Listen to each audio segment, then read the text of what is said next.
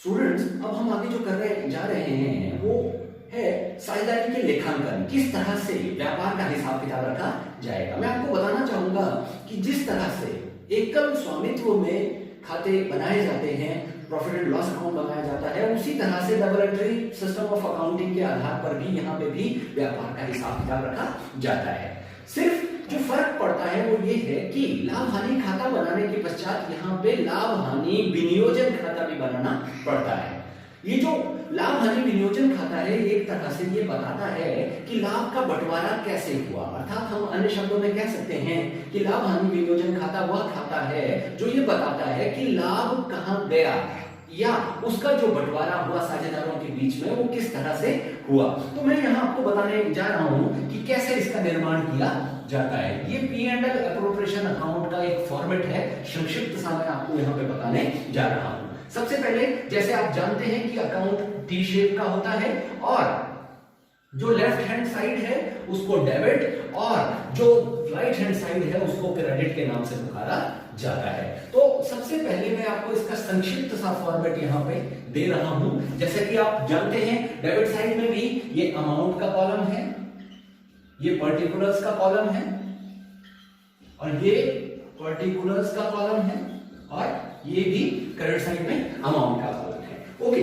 उसके बाद हम देखेंगे कि कैसे इसको बनाया जाता है। तो मैं आपको ये बताना चाहूंगा कि इसमें सबसे पहली चीज जो आपको लाभ हानि खाते से मिलेगी वो आपने क्रेडिट साइड में लिख देनी है बाय P&L अकाउंट। इसको आप लिख सकते हैं by profit and loss account या आप इसको बाय प्रॉफिट ड्रॉ डाउन भी लिख सकते हैं। सबसे पहले यहाँ पे जो प्रॉफिट हमारे पास दिया गया होगा उसको हम यहाँ पर लिख देंगे, यहाँ पे उसको अंकित कर दिया जाएगा। ये जो प्रॉफिट है हमें लाभ हानि खाते से प्राप्त होगा, जो हमें लाभ हानि विनियोजन खाते में सबसे पहले क्रेडिट साइड में जिसको उतार देना है। उसके पश्चात क्रेडिट साइड में कोई और चीज अगर आनी है तो वो है इंटरेस्ट ऑन ड्रॉइंग्स। इसको हम यहां अंकित कर देंगे interest on drawings.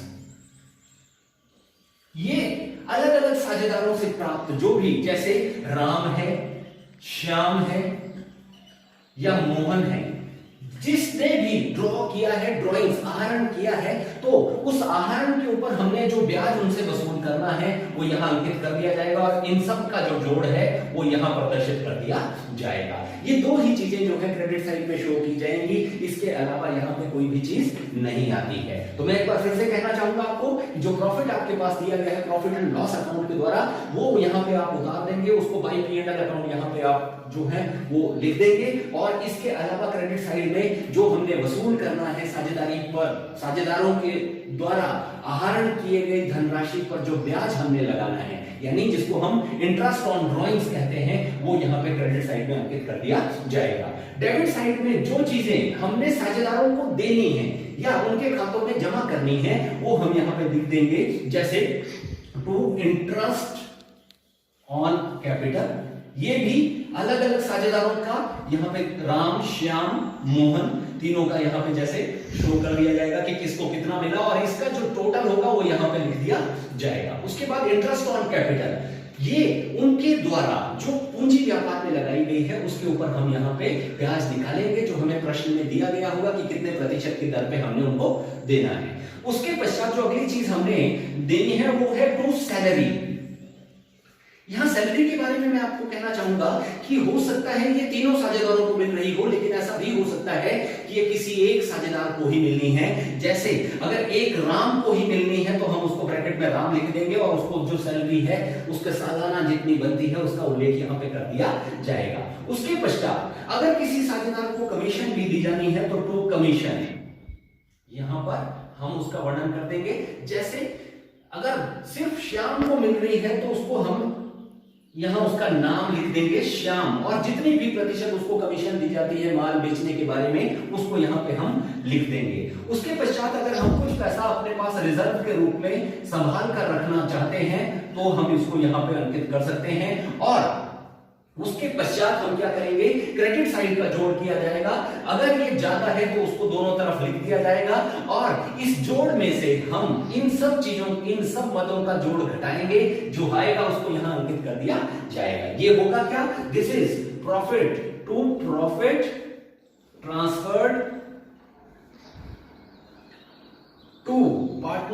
Capital account, ये तीनों के बीच में बांट दिया जाएगा, राम, श्याम और मोहन।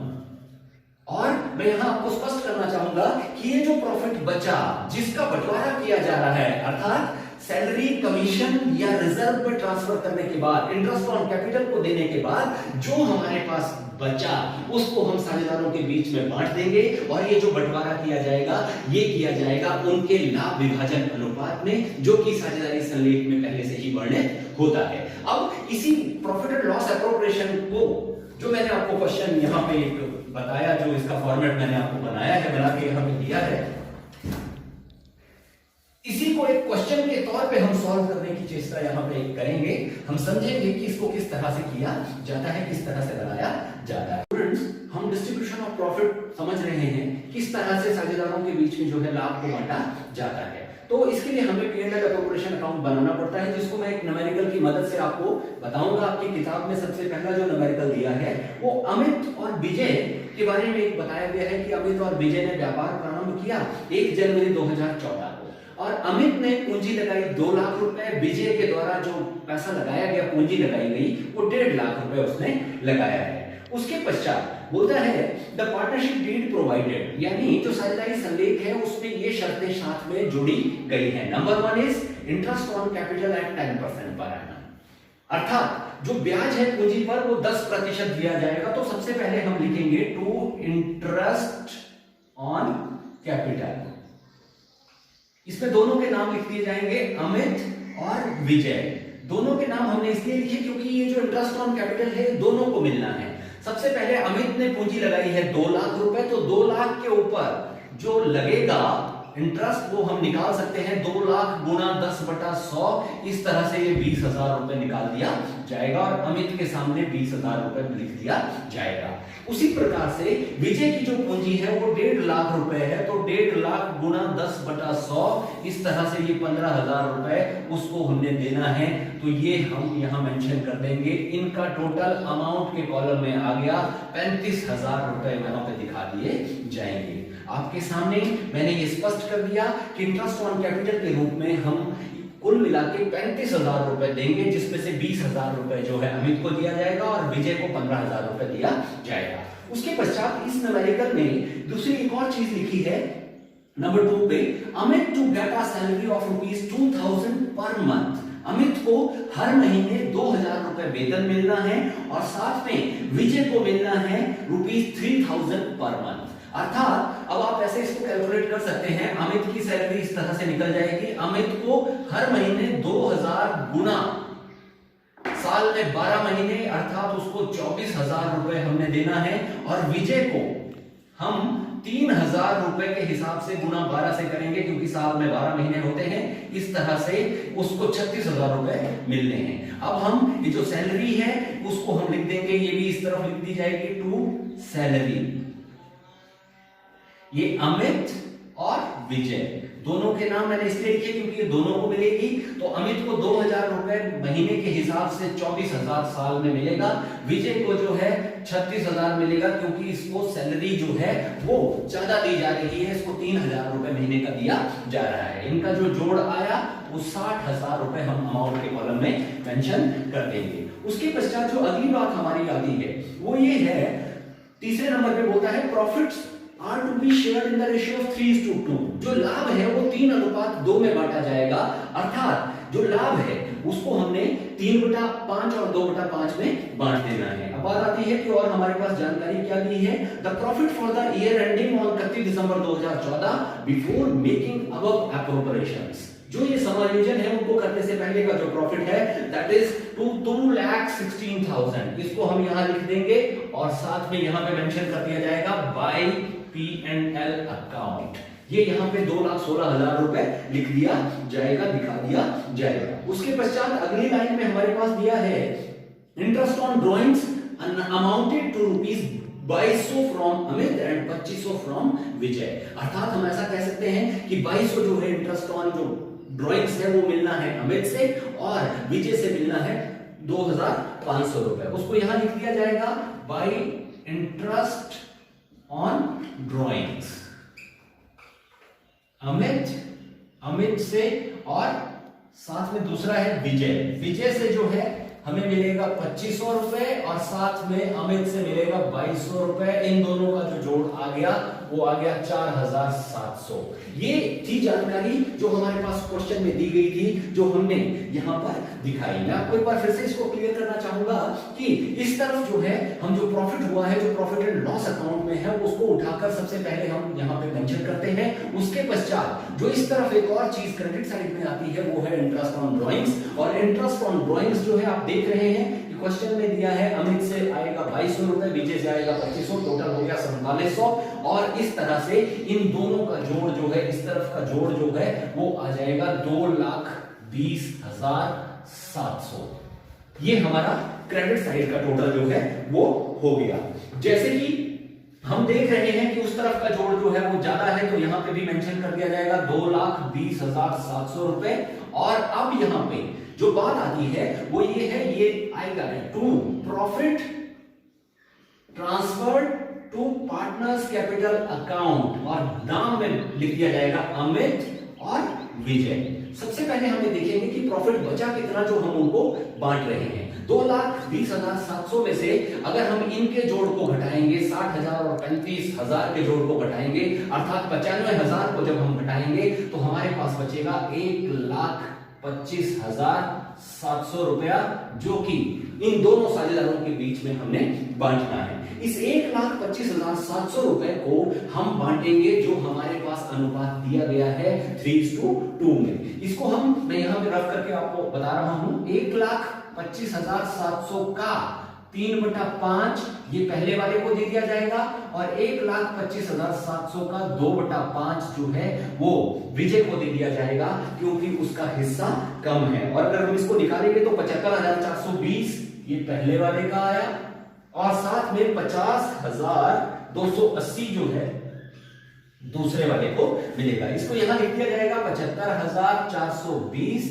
और साथ में 50,280। इस तरह से इन दोनों का जो जोड़ है वो 1,25,700 के बराबर हो जाएगा। तो ये था हमारा जो P&L एप्रोप्रिएशन अकाउंट बनाना हमने सीखा कि किस तरह से हम P&L एप्रोप्रिएशन अकाउंट जो है वो बनाते हैं। मैं एक बार अंत में आपको दोबारा से इसको एक्सप्लेन हल्का सा करना चाहूंगा। जो प्रॉफिट हमारे पास दिया है 2,16,000 है, जो साथ में जो इंटरेस्ट ऑन ड्रॉइंग्स उनसे प्राप्त करना है वो यहां हमने दिखाया, जोड़ कर दिया। उसके पश्चात जो उनको दिया जाना है वो इंटरेस्ट ऑन कैपिटल है, वो 35,000 के करीब बनता है, क्योंकि वो एक को 20,000 और दूसरे को 15,000 दिया जाना है। सैलरी के रूप में 60,000 रुपए देना है। इन दोनों को घटाने के बाद जो बचा वो 1,25,700 वो प्रॉफिट का हिस्सा है, जो कि वास्तव में विजय और अमित के बीच में बांटा जाएगा in their profit sharing ratio, that is 3:2। 3/5 हिस्सा जो 75,420 बनता है वो अमित को दे दिया जाएगा, और 50,280 रुपए जो है वो विजय को दे दिए जाएंगे। तो ये था हमारे द्वारा बनाया गया P&L एप्रोप्रिएशन अकाउंट। अब ये जो यहां से हमने प्रॉफिट निकाला है, ये यहां से उठा के हम पार्टनर्स कैपिटल अकाउंट में ले जाएंगे। स्टूडेंट्स, अब हम करने जा रहे हैं आहरण पर ब्याज, जिसे इंग्लिश में इंटरेस्ट ऑन ड्रॉइंग्स कहा जाता है। अब हम ये सीखेंगे कि किस तरह से आहरण पर ब्याज जो है किसी भी साझेदारी फर्म के द्वारा वसूल किया जाता है। आहरण के बारे में मैं आपको एक बार बताना चाहूंगा कि कोई भी साझेदार अगर व्यापार से निजी प्रयोग के लिए कुछ राशि निकालता है तो उसे आहरण कहा जाता है। इस आहरण पर उसको कुछ ब्याज जो है साझेदारी फर्म को चुकाना होता है। अब हम सीखेंगे कि उसकी जो गणनाएं हैं वो किस तरह से की जाती हैं। तो सबसे पहले तो मैं आपको ये बताना चाहूंगा कि इसको निकालने के या फाइंड आउट करने के हमारे पास दो मेथड हैं। सबसे पहला जो मेथड है जो हमने पहले समझना है, that is product method. Product method, इस मेथड में हम बहुत आसानी से और बहुत बढ़िया तरीके से निकाल सकते हैं कि साझेदार ने जितना आहरण किया है उससे कितनी मात्रा में जो इंटरेस्ट है वो लिया जाना है। तो इसका जो फॉर्मूला है वो इस प्रकार से है, हम टोटल ऑफ प्रोडक्ट्स को मल्टीप्लाई करेंगे रेट अपॉन 100 से मल्टीप्लाइड बाई 1/12। अब मैं इसको आपको समझाना चाहूंगा कि जो प्रोडक्ट मेथड है ये उस दशा में सबसे बढ़िया परिणाम प्रस्तुत करता है, या इसका प्रयोग उस दशा में किया जाता है जब हमारे पास ये जानकारी ना दी गई हो कि किस साझेदार ने कितनी राशि महीने के शुरू में या आखिर में या कब निकाली, अर्थात जब हमारे पास तिथि ना दी गई हो तो हम इस मेथड का प्रयोग करते हैं। और खासकर एक चीज और है कि कभी किसी महीने वो ज्यादा राशि निकालता है, किसी महीने अगर वो कम निकालता है और किसी अगले महीने वो नहीं निकालता है, इस दशा में प्रोडक्ट मेथड का प्रयोग किया जाता है। ये बहुत ही साधारण और बहुत ही अच्छे परिणाम देने वाला मेथड है, जिसमें हम क्या करते हैं, total of products multiplied by rate upon 100। ये रेट हमारे पास क्वेश्चन में मेंशन किया गया होता है, मल्टीप्लाइड बाय 1/12 इसलिए किया जाता है क्योंकि ये एक महीने के लिए हम परिणाम प्राप्त करते हैं, इसलिए गुना 1/12 किया जाता है। अब मैं आपको इस मेथड का एक क्वेश्चन करवाने जा रहा हूं, जिसकी मदद से मैं आपको समझाऊंगा कि किस तरह से हमने जो है वो इंटरेस्ट ऑन ड्राइंग्स कैलकुलेट करना है। तो सबसे पहले तो मैं आपको ये बता दूं कि ये मेथड उस दशा में प्रयोग किया जाता है जब अलग अलग राशियां अलग अलग तिथियों को किसी साझेदार के द्वारा व्यापार से, साझेदारी फर्म में से निकाली जाती हैं। तो जैसे कि हमारे पास एक क्वेश्चन दिया है, a partner withdraw the following amounts on the dates mentioned below, calculate interest at the rate of 5% per annum, the accounts are closed on 31 December each year.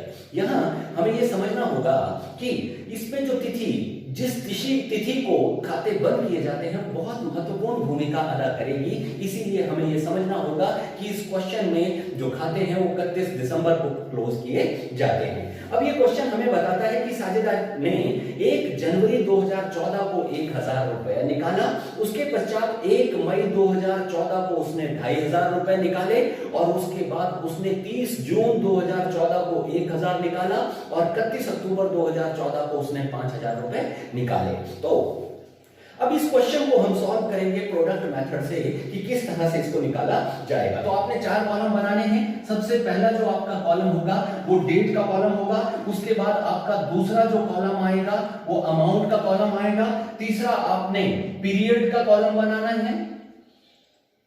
Period का कॉलम बनाने के बाद जो चौथा आपका कॉलम बनेगा दैट इज प्रोडक्ट। ये इस तरह से आपके 4 खाने हो जाएंगे। डेट वाले खाने में आप मेंशन करेंगे कि कब कब उसने अमाउंट निकाला। जैसे सबसे पहले निकाला उसने 1 जनवरी को 2014 को। दूसरी जो राशि उसके द्वारा निकाली गई है वो निकाली गई है 1 मई 2014 को। और तीसरी जो राशि उसने निकाली है वो निकाली है 30 जून 2014 को। और चौथा जो आहरण उसके द्वारा जो किया गया है वो है 31 अक्टूबर 2014 को। इस तरह से हम देखेंगे कि हमने डेट मेंशन कर दी जो हमारे पास क्वेश्चन में दी गई थी। अमाउंट उसके द्वारा निकाला गया है 1000 रुपए उसने 1 जनवरी को निकाला, उसके पश्चात 2500 उसने 1 मई को निकाला और 30 जून को उसके द्वारा 1000 निकाला गया और 31 अक्टूबर को उसने 5000 रुपए निकाले हैं। अब आप बच्चों ये देख सकते हैं बड़े ध्यान से कि वो हर महीने नहीं निकाल रहा है। कभी 1 जनवरी को निकाला, फिर उसने 4 महीने कुछ नहीं निकाला, फिर 1 मई को जाकर निकाल रहा है और 2500 निकाल रहा है। तो अलग अलग तिथियों पे अलग अलग राशि उसके द्वारा निकाली गई है। तो अब हम ये जो हमारे पास जानकारी क्वेश्चन में दी गई थी वो हमने पुट अप कर दी है। अब आप यहां पे मल्टीप्लाई लगाएंगे और मल्टीप्लाई करेंगे पीरियड से। अब आप ध्यान से देखेंगे कि 1 जनवरी 2014 से लेके जिस दिन हम खाते बंद कर रहे हैं वो तिथि है 31 दिसंबर की। तो आप कैलकुलेट कर सकते हैं 1 जनवरी से लेके जनवरी, फरवरी, मार्च, अप्रैल, मई, जून, जुलाई, अगस्त, सितंबर, अक्टूबर, नवंबर, दिसंबर, कुल मिला के अगर आप देखेंगे तो 12 महीने होते हैं। तो हमने 12 यहां पे लिख दिया। उसके पश्चात 1 मई 2014 से लेके 31 दिसंबर तक अगर आप कैलकुलेट करेंगे तो देखेंगे कि कितने महीने हुए, मई, जून, जुलाई, अगस्त, सितंबर, अक्टूबर, नवंबर, दिसंबर, जनवरी से पहले दिसंबर 31 को 8 महीने यहां पे हो जाते हैं। 30 जून पे जो उसने 1000 रुपए निकाला, आप देखें कि साल को खत्म होने तक अभी तक कितने जो हैं वो महीने हैं, तो वो 6 महीने हैं। 31 अक्टूबर को जो उसने पैसा निकाला वो सिर्फ 2 महीने ही इस्तेमाल हो रहा है क्योंकि नवंबर और दिसंबर। कुल मिला के ये मल्टीप्लाई कर देंगे। अब हम इसका प्रोडक्ट निकाल देंगे बच्चों और इस तरह से ये आ जाएगा 12000 रुपए। यहां पे आ जाएगा, अगर आप इसको देखें तो ये 20000 रुपए आ गया इसका प्रोडक्ट। और उसके बाद 1000 गुना 6 जो है वो 6000 आ गया और 5000 गुना 2 को अगर आप करेंगे तो ये 10000 रुपए आ जाता है। अब आप इसको प्लस कर दें और इसका टोटल ऑफ प्रोडक्ट निकाल दें। ये हमारे लिए बहुत महत्वपूर्ण चीज है, इसको आप बड़े आराम से निकाल सकते हैं। अगर आप टोटल करेंगे तो it will be 48,000। This is called total of products. ये चीज है जो हमें चाहिए अकॉर्डिंग टू दिस मेथड। इस मेथड के द्वारा हमें इस 48,000 के ऊपर ब्याज निकालना है। तो फॉर्मूला मैं एक बार फिर से मेंशन कर दूंगा यहां पे। तो इसका है interest on drawings is equal to total of products multiplied by rate upon 100 multiplied by 1 upon 12। तो टोटल ऑफ प्रोडक्ट हमारा आया 48,000 गुना हम बच्चों कर देंगे रेट अपॉन 100 से मल्टीप्लाइड बाय 1 अपॉन 12 और रेट हमारे पास यहां पे मेंशन किया हुआ है क्वेश्चन में 5%।